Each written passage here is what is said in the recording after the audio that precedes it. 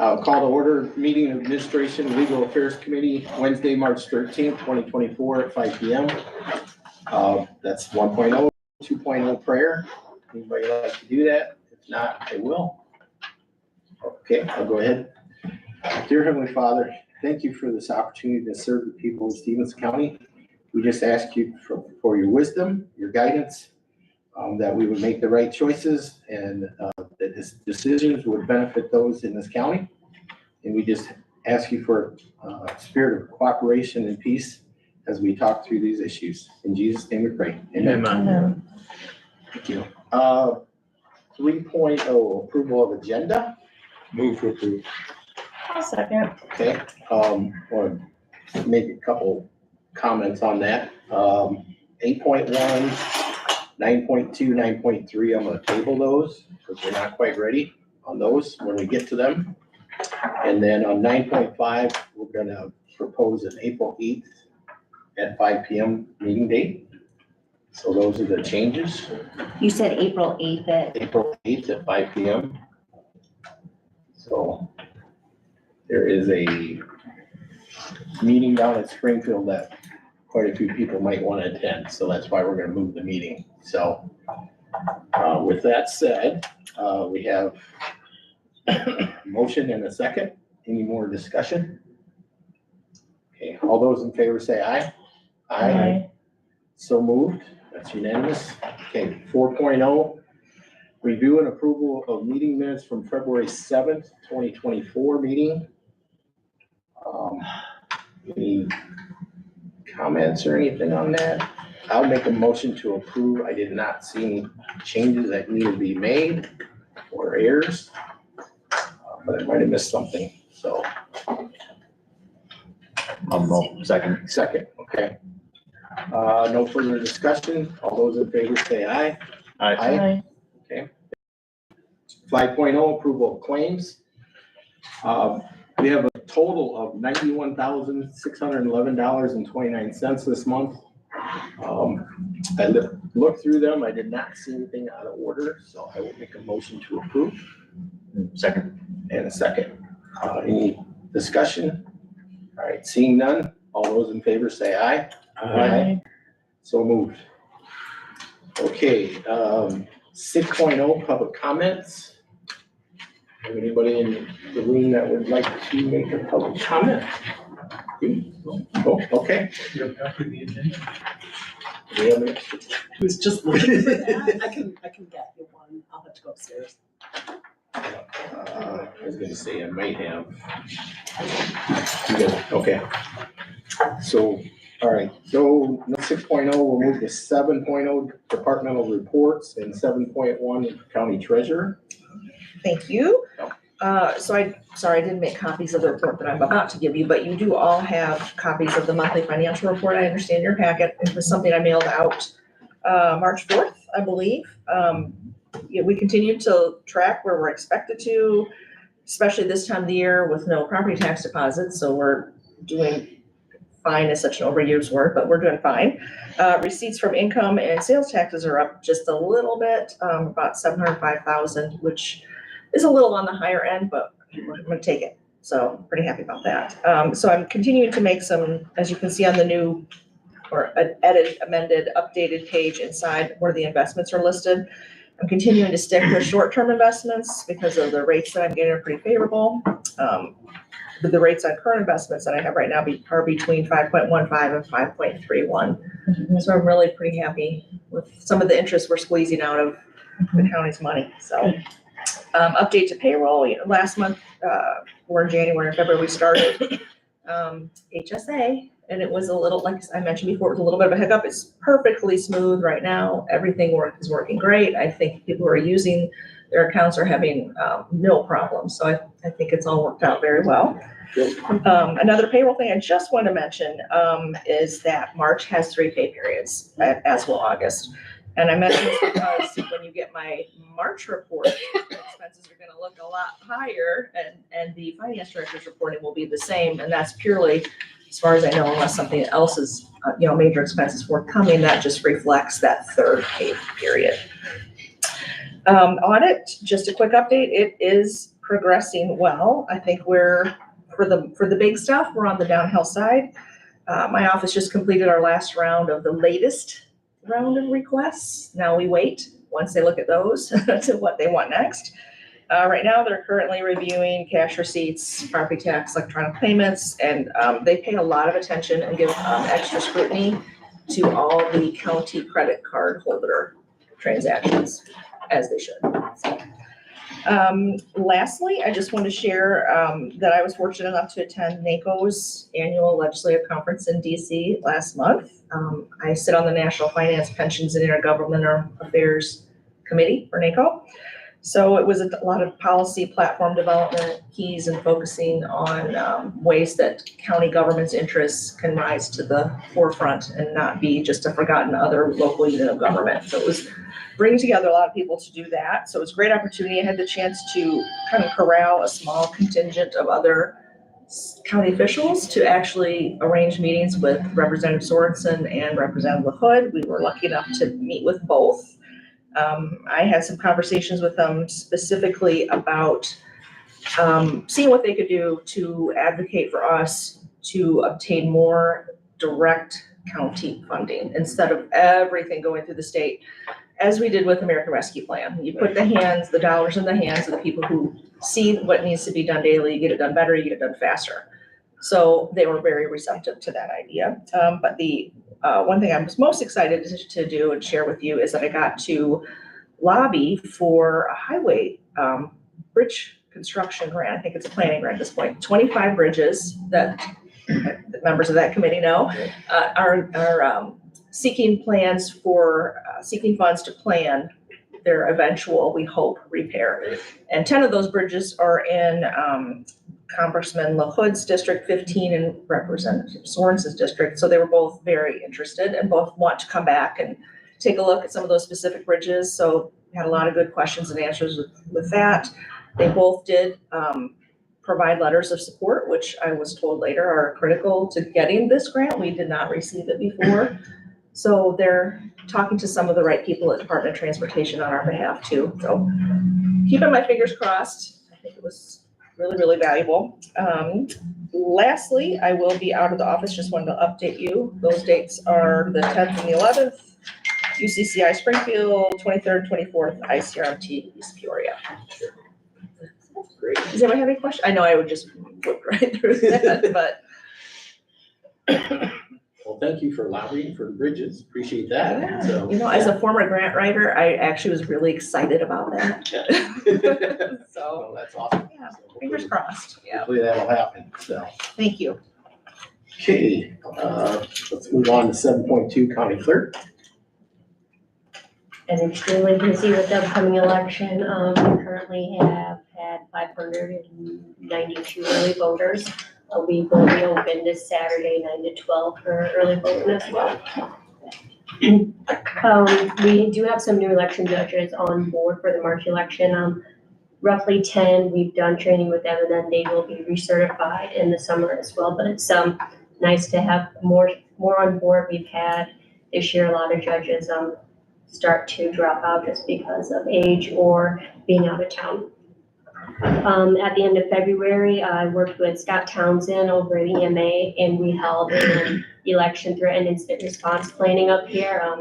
There's a lot of individuals that attended that meeting: George and Nate, police, sheriff, health department, fire, and I think an important meeting that I could explain the election process to them. They had a lot of questions and they didn't know how the equipment got out, how it got back, how the results got up. So that was important, and I kind of took some key takeaways to make it safer for my staff. Sure. Great.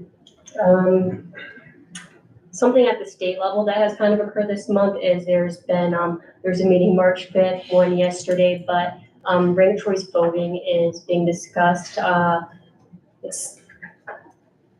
am grateful for the fact that they have included some clerks from the association in the task force meetings, and it's taking their opinions, and we all are mostly on the same page there, and they have also reached out to other states that are doing ranked choice voting. So hopefully with all the facts that have been provided, they will support their clerks here in Illinois. Any questions for me about elections, tax?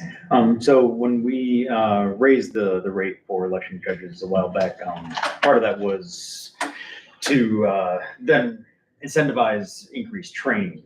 Can you talk about how that's been going? I think this is the first time we've had to implement that with new election judges. Can you To talk implement increased training for the election judges? So there, as part of the increase, there's not increased training. What we will do is, we're doing the training our own for the new judges that are being on board for March. But then in the summer, we will do recertification, and then at that time, we can work with our vendor to do training, or we can get additional training from the State Board of Elections as well. Okay. During that recertification period, and then that list I have to present to the board and the court system. So a question I asked last night, and I was told to please address Jasmine. So I asked last night, in doing the new election judge training or judge training in general, I know that you met with BMA, with Georgia, with MAID, IT. I mean, are we explaining to everyone the possible threats that could happen, what could take place during this election, just as any other election? I mean, are we explaining to everyone, even the current election judges that have been serving for 30 years? So they have to go through the training again every 2 years, but in that training, it does discuss if something happens in the case, what do you do? Power goes out, how do you handle that? How do you handle if an emergency happens? What do you do with the ballots that are out there? So that is discussed in the training because it has happened places. That's why we're trying to have this incident response planning. That way, all parties involved, including election judges, are prepared when it happens. I think last year in April, there was some weather problems, so there was judges asking questions at that time. If you don't mind me speaking on your behalf, we also learned in that meeting, June Sen was in there with 911. She came up that it was a good idea to do a 911 test call because with the IP phones, they're not landlines. So they wanted to make sure when they dial 911 from one of those extensions that it picks the right location and that they get there. We did find that the locations were fine this morning. Jasmine set up a test call with them, so the location is fine. We're gonna put a new outbound caller ID on that because it was an extra number that wasn't the main number of the clerk's office. So we're working through that as well. But those are things we wouldn't have thought of either, like doing a test 911 call just to make sure if there's a problem down in the election room that they're able to spot that that's where the call's coming from and send services there. So that was a very good meeting, very informational. I felt like we pelted Jasmine a little bit because we were thinking like, all right, what if this happens? What if this happens? And it was just good knowledge for everybody that was involved. Sounds good. I thought it was definitely me than that.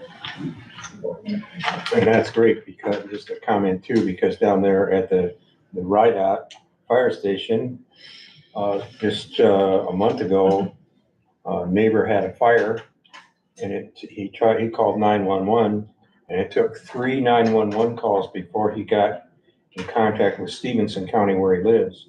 They all went to Ogle County, so it's a good idea to get those numbers. Wow. And being in the basement, I mean, Mhm. so I'm glad that. IP phones add a whole new Sure. realm to this because they have a tendency to get moved from office to office in a move, and then your number could be somewhere completely different than where it's actually sitting. So it was a good thought. June actually brought it up, and it was a great idea. And Jasmine did the testing for the election room today, and then if we have anything anywhere else that we'll have like a polling place, we'd obviously test that as well.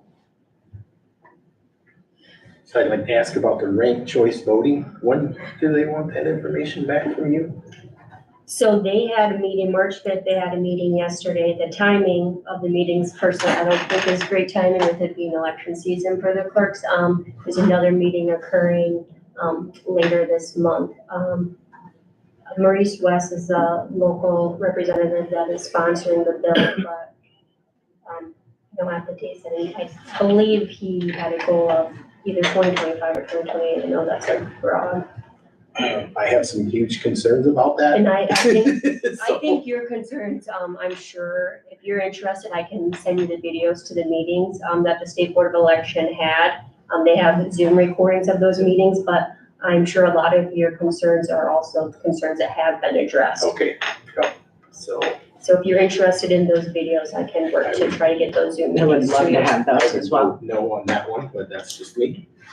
I wish we as a county had more. We don't have much say, but we can give them our opinions, so, okay. Perfect. Anything else? Okay. Let's move on. 7.3 Supervisor of Assessments. I am very excited to tell you that I am done with board review hearings. I have pretty much balanced. I have a few things I have to check with the computer program because they're the one that actually flips my system. And then I can very nicely hand everything over to Jasmine so then she can start doing her part of the figuring of the tax rates and things like that. The other major thing this year for 2024, just an FYI for anybody that lives in Freeport, it is your revalue year. It's so anything that's in the actual county, unless you build something, I don't have to bug you or do anything about that. Last year, Freeport very nicely switched programs in their office.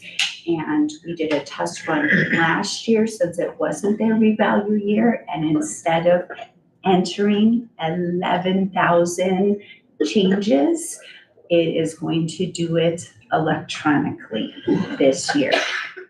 So we just have to spot check some things. There actually is a report that we both can run and we can compare. And I can't say enough about Maida's and my relationship and how we've worked together, and things have been going very, very smoothly with things on that. On more of a personal note, I did get an email earlier this week and I forwarded it on to Georgia.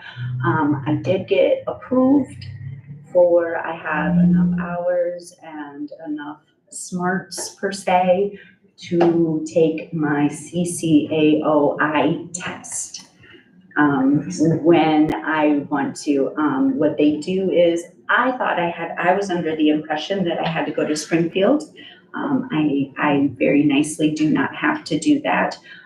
They have conferences, they have 7 conferences around the whole state. Rockford holds one in June, so that is my plan to go there. So I have a couple months to study some things because obviously the computer system does a lot of things and they're gonna test me on them. So I would just like to refresh a little and stuff like that. So after June, I'm hoping that I can report to you that I have my next up designation, and it's a good time to do it, obviously, with it being Freeport's revalue year. Then I can catch up on all my, I'm doing more, I can leave the office more this year and do more conferences instead of virtual and things like that. So that is my goal.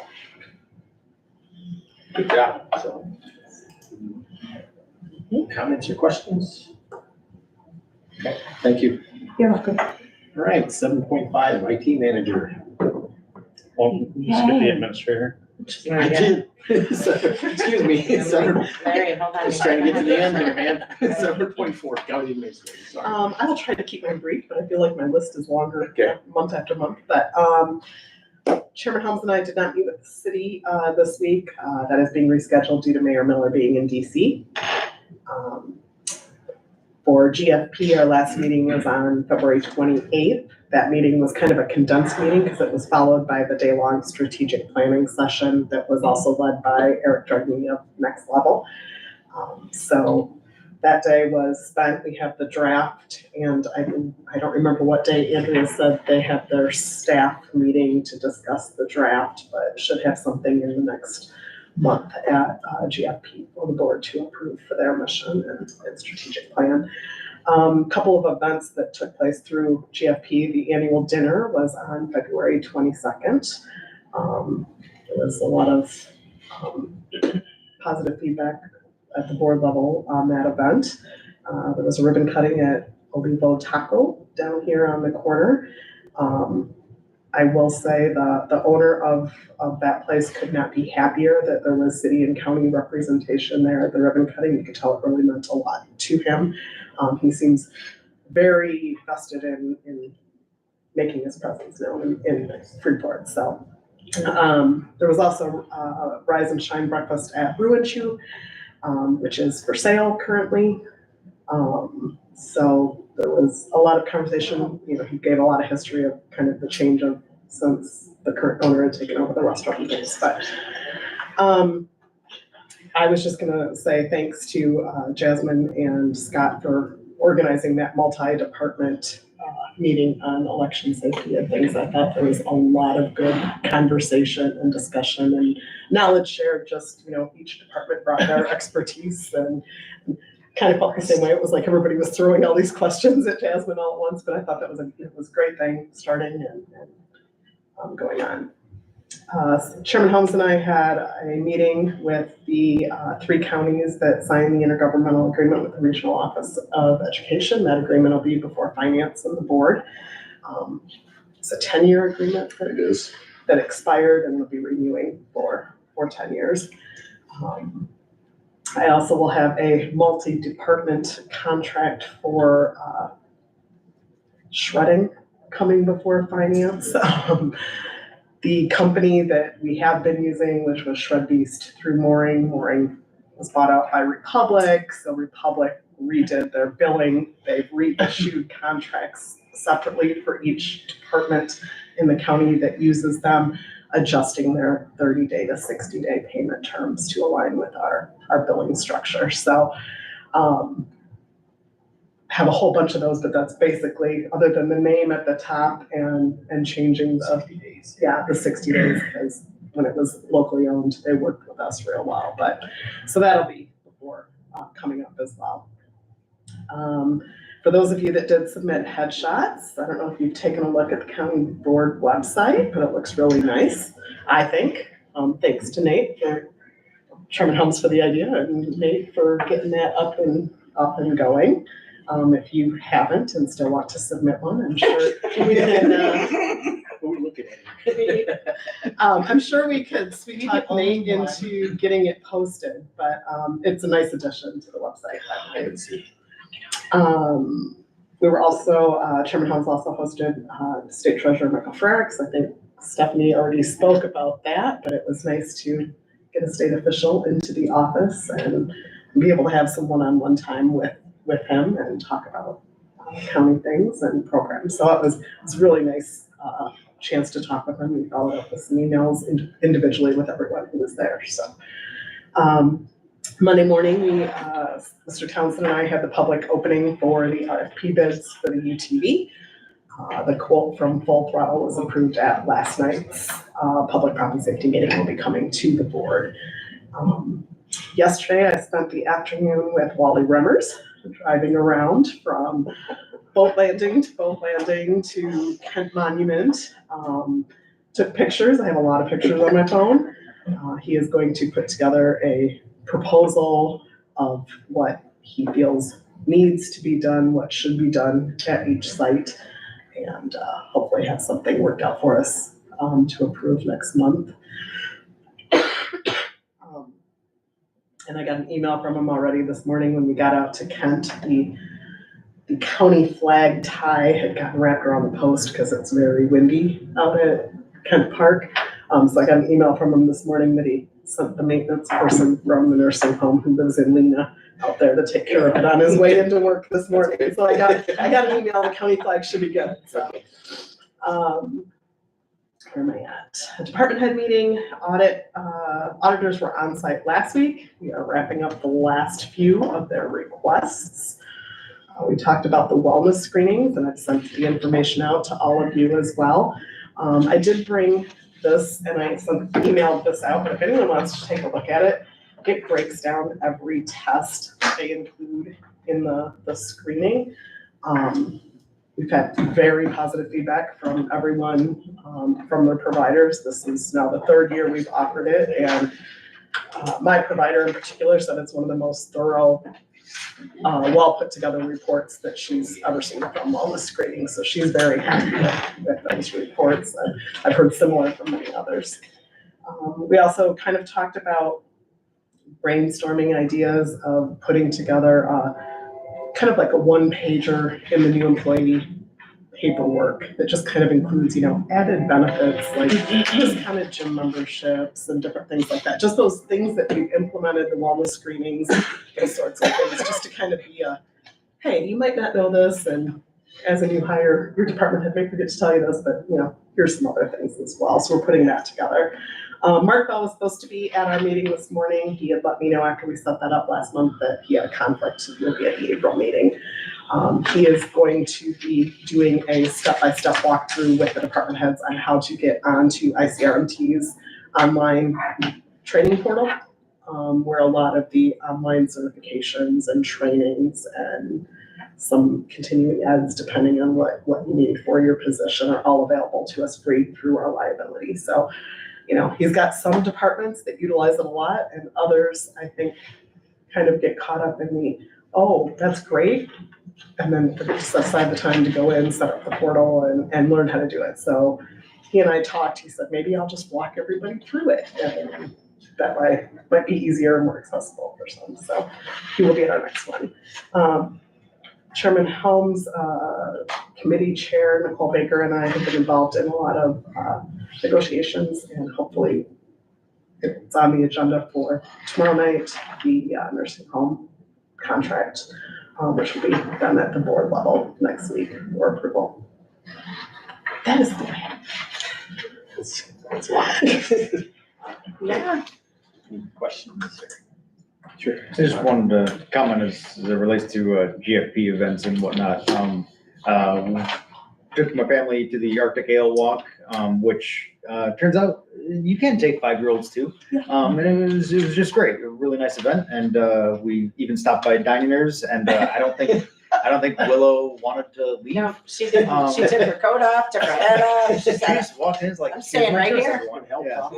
So I just wanted to pass that along. It's not only a good event, brings people, but it's also can be family friendly, which is something I know in strategic planning we talked about, a split focus. So wanted to make comment on I that. will share that feedback. Okay. All right, now let's try 7.5 IT manager. I'm not gonna go very long this evening. You guys have my report. All I can say is, I have, plenty of job security. Outside of that, you all know that the circuit clerk's, grant was approved by the state of Illinois again, which is great news for the county. Okay news for the IT guy. More work. So, we will be rolling out those projects, and it's kind of a purchase as they release the funds type deal. So, that'll roll out different projects in all the different departments that have something. We're still plugging away at the servers. Part of what I did is we were upgrading some older servers that could use to be just completely replaced, and I put that in the grant as well. So we got some new servers to put in over at the courthouse and stuff as well. So that's why we've, the server project's kind of not stalled, but we're pivoting to make sure that we upgrade the equipment as a whole. That places us good for the next 5-6 years instead of the next couple. So we're gonna just pivot in that area. Jasmine had some product upgrades that required us to make some changes on her server as well that we're working through. So plenty of projects going on, still handling the day-to-day. And then we'll just take it one day at a time. That's about all I can say. Any questions? Chairman? Yeah, I know I've said this in the past, but I can't thank you enough for your leadership in that department. Thank you. And not that we're trying to compare ourselves to anyone else. I mean, the county is just such a huge animal, but we are miles ahead of the city of Freeport when it comes to technology, which, we're kind of partners in a lot of things. But again, everything that you've been able to accomplish in a short amount of time is just unbelievable. So thank you. Thank I you. really appreciate it. I'll have you talk to my agent. He did email about that Thanks, one Nate. himself, You're really and I'm like, doing- I don't think we have doing a thrown great anything in the job, budget, but yeah, Thank you. yeah, excellent job. And I can't hearing how many times I hear that from department heads as well, Yeah. so. I agree. There are a few times you might get me on the phone, I might sound a little frustrated because I got like 52 fires in front of me. Oh, sure, We yeah. get them all put out, so. So there's a lot that you tackle here, so. All Oh, right. just from the fun of an announcement, I am now moved. I was evicted from my old place, so, they're working on the mezzanine and my new office is done and I am in it and I'm using the storage area as well with some overflow into the basement. So I'm now on the first floor of the courthouse, just right outside the county boardroom. Nice office, can't complain. Okay. Are you ever there? What's that? Are you ever there? It's iffy. It's not, maybe a half a day here, half a day there, but usually not. So, I felt bad. I think, the court reporter in there thought she had a new neighbor and she does. It's just I'm not there. That's what it is. She's still lonely, All huh? right, yeah. Well, keep up the good work. We appreciate it. Thank So, you. Okay, with that said, let's talk about 8.1. I'm gonna make a motion to table that again. Nate has not had time to work on that. That was in his report. So that's totally understandable. We wanna make sure we get that right, so I'm gonna make a motion to table that one. A second. Thank you. Any further discussion? All right, all those in favor say aye. Aye. So moved. Okay, now to new business, 9.1, approval of bid for record imaging and digitalization services. This is one of the items that we talked about last month. And I'm gonna make a motion to amend that last month's motion to recommend going from the COT system that we recommended last month to Fiddler Technologies. And we'll talk about that if I get a second. Second. In a second. So, in your packet, I believe the county clerk has a very well laid out, reasons why she would like to make that change. Would you like to talk about that, or is it pretty? Yeah, I think Pretty the clear cut, I memo, the think. memo lays it out pretty well, I think, but, you guys did approve last month to, for COT systems, the week of county board, I was made aware that they were acquired. So I could feel confident in my decision. I talked to Larry and Scott and asked that it be pulled from the agenda. Once that happened, I reached out to Larry, state's attorney, local searchers, some other counties, and came up with the conclusion that based on those, one, them now being based in Canada rather than Ohio, the cost I went into detail about simplicity and accessibility and the reputation and the relationship with Fiddler, felt like Fiddler was easy choice to, make that amendment. And I think the other benefit is it's a one cost fee for the people that are gonna be using the system rather than a two system, two cost thing. So it makes sense for that reason as well. So that's why she would like to change that. So I'll make a motion to approve. I'll second. I think we had that. Yeah. We had Oh. that. Sorry. That's why we were discussing. That's fine. Thank you. Any further discussion on, any of this? Okay. All right. Seeing none, all those in favor say aye. Aye. Those opposed? None? Okay, so moved. Okay, let's talk about 9.2, 9.3. When we sent out the agenda on Monday, I thought we were all aligned with between the state's attorney, our liability insurance carrier, the department heads, the administrator, myself. I thought we were all aligned. There was a few questions, concerns brought up today at the department head meeting, which is fine. So we need to make sure we're all on the same page. So we pulled that off. I'm gonna table those two items, make a motion to table those. If I get a second, Second. and I'll finish explaining why. So the plan is now to have a meeting next week with myself and the department heads in Georgia, to try to get those last minute details wrapped up. so we can move this forward in April. It's something that we need to do as a county to protect ourselves liability wise. Our insurance carrier, state's attorney is all on board. So that's why we want to make sure we have everything all wrapped up and everybody's in agreement on what we're gonna do and how we're gonna implement it. So we're gonna pull that one off. Any further discussion on that?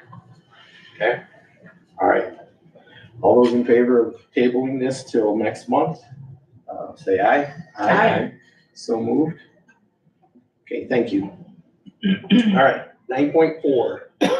This is the review and approval of resolution declaring Stephenson County a non-sanctuary county and urging the state legislature to repeal the Trust Act. Can I get a motion to approve? I will motion to approve. Okay, second. Second it. Okay, thank you. I think if you all read the resolution, maybe we'll try to read it. It's 2 pages here, but I think it lays out clearly why we want to do this in the resolution itself. So I think with that, I'm gonna try to read 2 pages. I guess I should have made it a little shorter if I knew I was gonna read it, but I'll read it so that way the public can hear it. Okay, resolution declaring Stephenson County a non-sanctuary county and urging the state legislature to repeal the Trust Act. Whereas Article 1, Section 8 of the United States Constitution gives Congress the power to establish the uniform rule of naturalization, and whereas it is the duty of Congress to establish all laws and rules regarding naturalization. And whereas the 14th Amendment to the United States Constitution was ratified on July 9th, 1869, and states that all people who are either born in the United States or have completed the naturalization process are citizens of the United States and the state wherein they reside.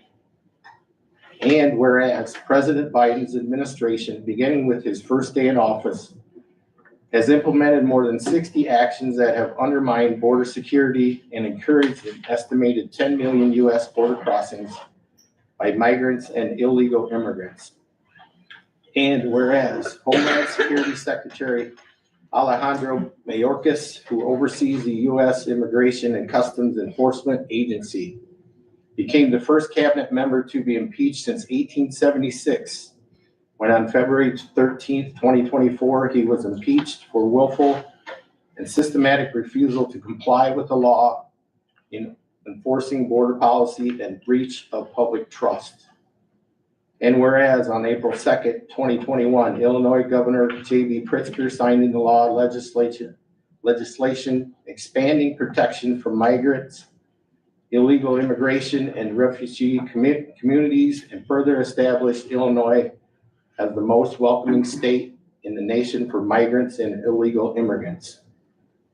And whereas Governor Pritzker, during his 6th budget address on February 21st, 2024, proposed approximately $1 billion in new taxes on Illinois citizens for fiscal year 2025, while also recommending an expenditure of approximately $900 million for the same fiscal year for programs and services for migrants and illegal immigrants. Over and above the more than $2 billion already spent between fiscal years 2023 and 2024. And whereas the volume of migrants and illegal immigrants in Chicago and voluntary sanctuary cities are overwhelming social service agencies and straining community resources to the point that the state of Illinois has channeled more than $62.5 million of taxpayer funds in fiscal years 2023 and 2024 to the city of Chicago and nearby suburban communities to support these individuals. And whereas Chicago Mayor Brandon Johnson, despite declaring Chicago as a sanctuary city and accepting taxpayer funding from the state of Illinois, has failed and refused to adequately address the needs of migrants and illegal immigrants. I need a break here. Okay, whereas bus services have been retained to drop off large numbers of migrants and illegal immigrants, including children. without warning at unpredictable hours and in all weather conditions in a manner that leaves the individuals exposed to great risk, and the community in which they arrive unprepared to assist them adequately. Whereas those crossing into the United States via the southern border are declaring themselves as asylum seekers who then live in this country for several years prior to their court hearing. And whereas the majority of those claiming to be asylum seekers are denied asylum status, and at that point, they are then in this country illegally. And whereas Illinois law enforcement is governed by the 2017 Illinois Trust Act, which largely prohibits law enforcement entities in Illinois from coordinating with federal immigration officials on immigration enforcement operations, thus making Illinois a de facto sanctuary state for migrants and illegal immigrants. And whereas local law enforcement in Illinois is responsible for protecting the people in the communities they serve, which requires the assistance and cooperation of the community and other law enforcement entities, so necessary information to help solve and deter crime can be gathered. And whereas through the Trust Act, local law enforcement may not enter into immigration enforcement agreements with federal immigration authorities. And whereas there is no expressed or inherent authority under Illinois law that permits state or local law enforcement officials to enforce federal immigration law. And whereas local law enforcement officials in Illinois may not stop, arrest, search, or detain an individual on the sole basis of their immigration status. I'm almost done. Whereas Stevens County wishes to join other communities and law enforcement agencies that are concerned with the lack of federal or state comprehensive plan for the provision of services to migrants and illegal immigrants by taking a proactive approach to managing the arrival and housing of migrants and illegal immigrants in their communities. Whereas Stevens County also wishes to join communities such as Schaumburg, Elk Grove Village, and Rosemont, which have passed ordinances or resolutions prohibiting or restricting the arrival of buses carrying migrants and illegal immigrants and limiting the expenditures of taxpayer funds on these individuals by enforcing current zoning laws and fire codes, and by taxing the use of motels, hotels, and warehouses, etc., for the extended use of migrants and illegal immigrants. And whereas Stevens County, by declaring itself a non-sanctuary county, pledges to prioritize the expenditures of taxpayer funds to its legal residents in need, including citizens, families living below the poverty level, veterans, the homeless, the disabled, and those in need of social services already here in Stevens County. Therefore, be it resolved by the County of Stephenson, a unit of local government by and through the Stevens County Board, we declare ourselves a non-sanctuary county and urge the Illinois legislature to repeal the Illinois Trust Act and restore local law enforcement officials' ability to coordinate with federal immigration officers on immigration issues. Thank you. I wanted to read that so the public could know what was exactly in here. So that's why I read the whole thing. Thank you. I could have helped you. Now you tell me. Any discussion or? Yes. Okay. In my dealings as Farm Bureau County President, as working at the county level as well as at the state level, one of the things we understand is we do business. We have to do business with who's ever in power.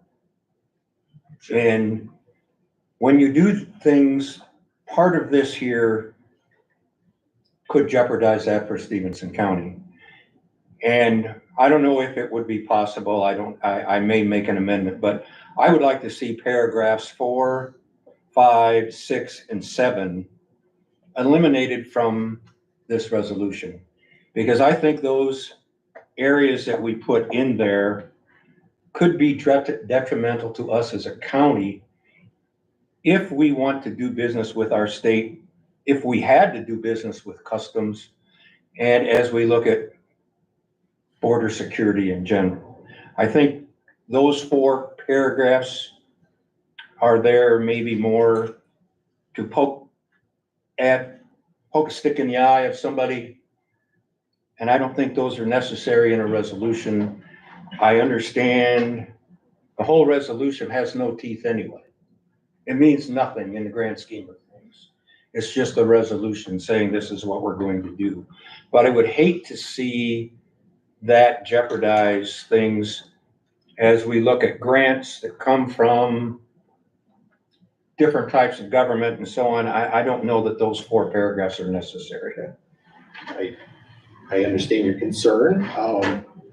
The reason why I put those in there, or those are in there, is basically to lay out the case that the Constitution on down is how immigration is controlled. Those paragraphs that you suggested, all those are facts on how and why they have not followed the Constitution. I do not believe they have any bearing on any future grants from the state or anybody else. That's my personal opinion. I'll offer my personal opinion. Yep. Unfortunately, if that is going to affect us getting grants because we have different political views, I find that tad bit sickening. So I would ask those to not be removed because those are the truth of the Constitution and how this is going in our state, period.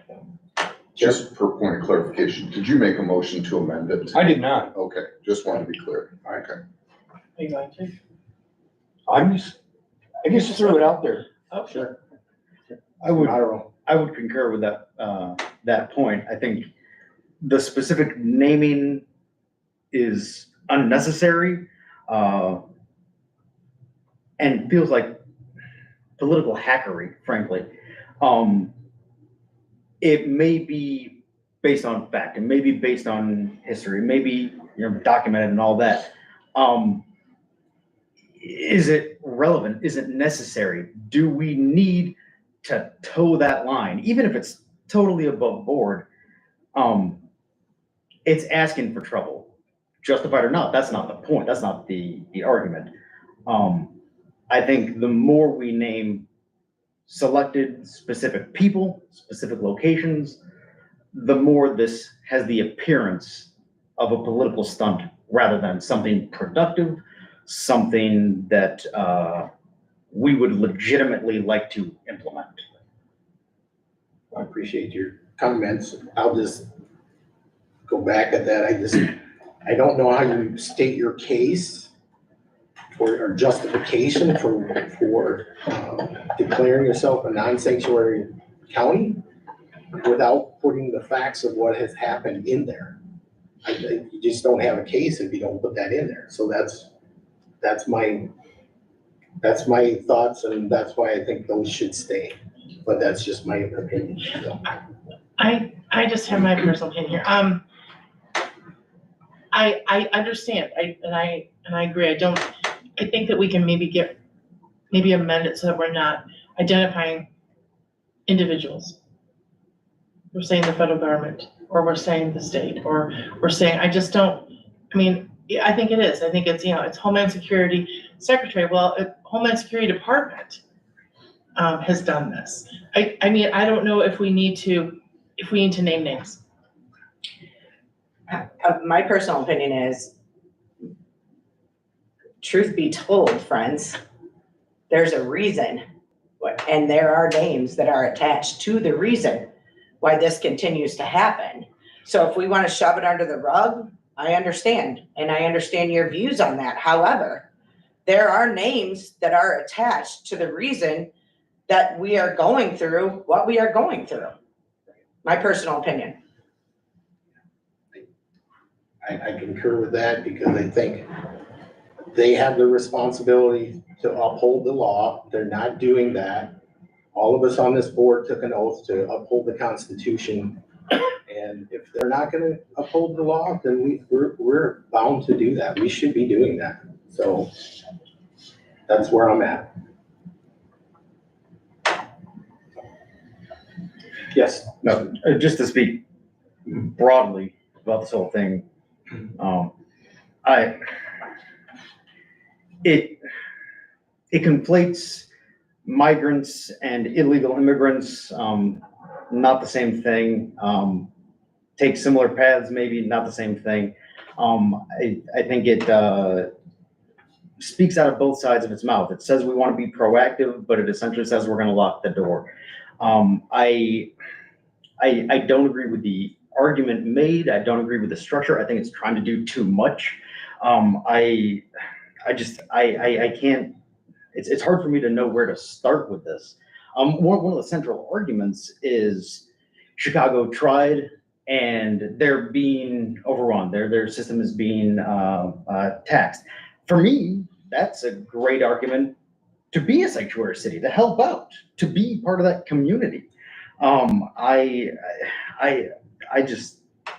think there's way too much going on in here, and I don't think it agrees with itself fundamentally. And Mr. Modero, I will speak to that as well. Yes, Chicago's being overrun, Rockford's being overrun, Freeport is being overrun. We unfortunately, sir, cannot take care of the people that are in this community that are homeless, that have nowhere to sleep. We are not taking care of our United States veterans. Unfortunately, we have nowhere to house any undocumented folks that enter this county.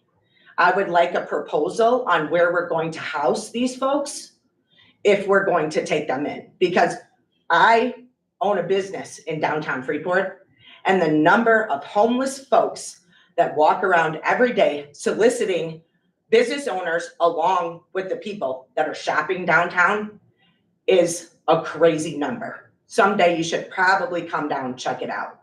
So we need to house the people that we have in the city along with this county that have no home now and have nowhere to go because we have nowhere to house them. Mr. Frick, yes. Please understand, again, in my comments, I'm not asking to not have this resolution. I believe we need the resolution. I'm for the resolution. I just really feel that those 4 paragraphs are not necessarily needed to make us have a quality resolution. That's fine. Personally, I thought they should be in there because they were the facts. 2 years, 3 years, 4 years down the road, somebody looks at this, they're gonna say, why did they do this? When they only had, a few items on why they did this. So I think it lays out many reasons why this is needed. And then those are part of the reasons. So that's just my opinion. Vote any way you want. So then I'm gonna throw it out there. Sure. And I move to amend this resolution wording by removing paragraphs 4, 5, 6, and 7. Okay. I'll second. So we have an amendment to remove 4, 5, 6, and 7. Any further discussion? All right, we're gonna vote on the amendment to remove those. All those in favor say aye. Aye. Opposed? Aye, So that's 3 to 2. 3 to 2, so we'll remove them. All right, any further discussion on the resolution as amended? Okay, Take roll call, please, since it's. yeah, let's take a roll call. I will vote yes to approve as amended.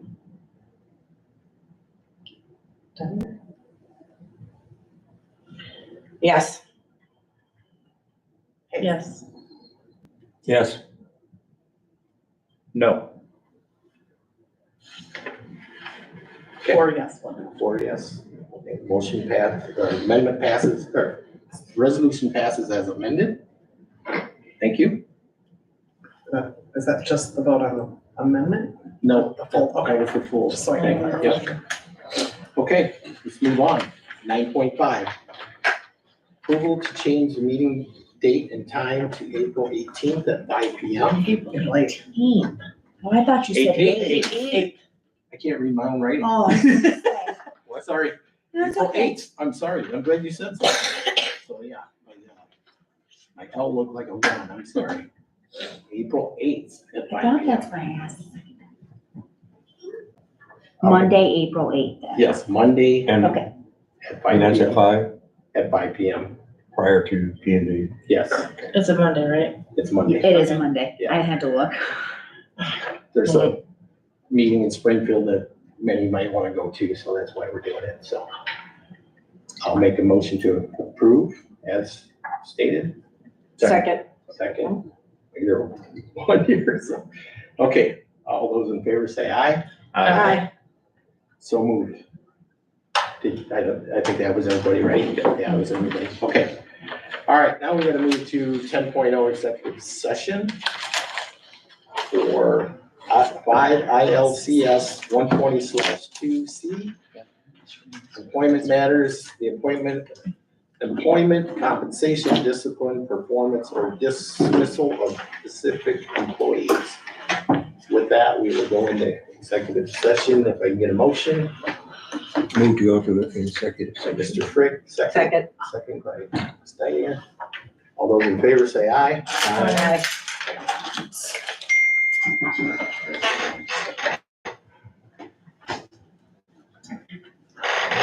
Do you want me to come back?